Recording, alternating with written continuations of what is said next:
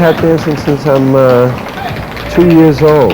My brother was 4 at the time, and somebody came around offering free dance lessons. I think my parents started to think of it as something that we could use.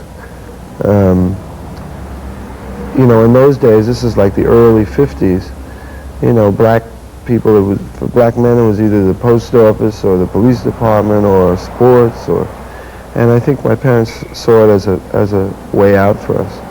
For Gregory Hines, star of the smash Broadway musical Sophisticated Ladies, now playing here in L.A., tap dancing was a way out.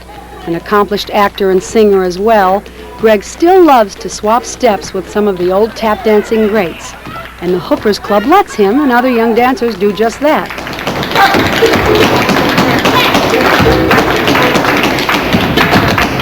I've always heard people speak of it as a very special place and a tremendous fraternity of dancers.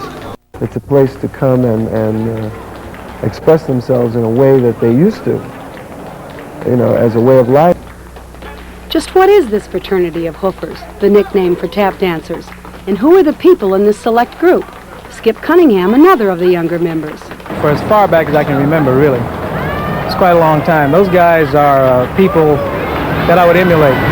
I learned in a dance class, but basically those guys learned from the streets. They learned from each other. And at one time there was a Hoofers Club in New York that a lot of the dancers went to. It was in the basement of one of the theaters there in Harlem, and they hung out there. That first informal club started in the 1920s, with dancers trading steps and challenging each other. John Bubbles, half of the famous act Buck and Bubbles, was there. All the hoopers go there, you know. Those that couldn't hoof, those who wanted to hoof, you know, they'd go there. This competition, you do a step, I do a step, you do a step, you do a step, like that, and you see who does the best step. If you can dance good enough, then that's why you go out. That's what they talk about me going out.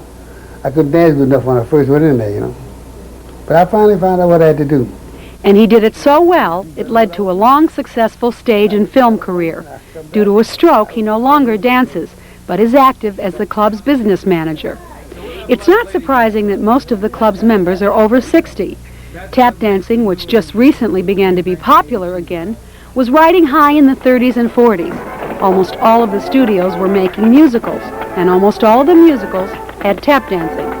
One of the biggest stars was Bill Bojangles Robinson, whom all the Hoofers admire and respect.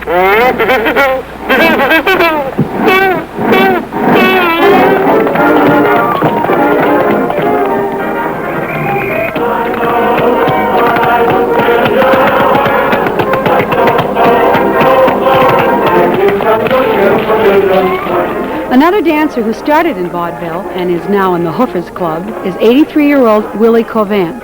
He was quite a performer and teacher in his day. In fact, Eleanor Powell was one of his students.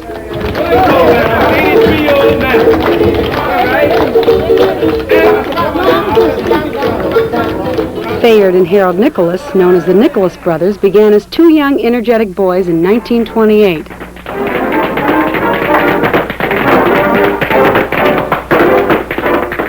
Mother played piano and the father played drums, and they had an orchestra there.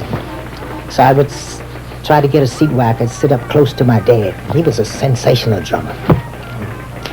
And I'd watch all the performers on stage, and they played for Buck and Bubbles and Louis Armstrong and Adelaide Hall. So I was looking at these performers, and I said, gee, they're having fun up there. I'd like to do something like that. So just by watching, I taught myself how to dance. And then I taught my brother.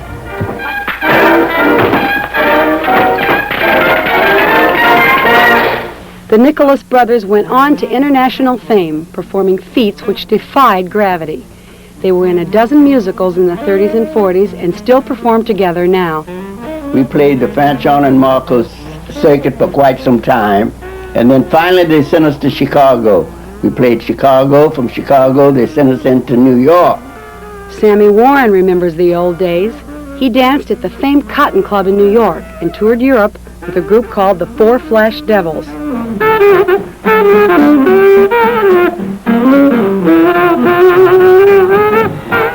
The club's rebirth is due to a chance meeting last year of some of the members at the funeral of fellow dancer Foster Johnson. He was a guest on Channel 2 Sunnyside just 3 months before he died. Just one of those crazy things, one of those bells that now and then rings. Ba, ba, ba, ba. The Hoofers Club is genuinely interested in making sure the tap dancing tradition doesn't die. An important goal is passing dancing skills on to the young. Al Williams, a member of the Four Step Brothers, is now mainly concerned with coaching his grandson, Joel Williams, Jr.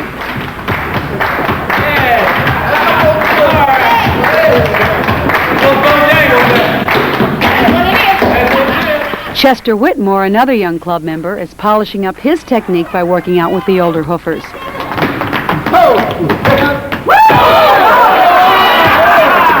So even though the club members meet to have a good time, they know it's up to them to pass along this great style of dancing. They spell tap dancing, rhythm tap dancing. They are the masters. It's that simple.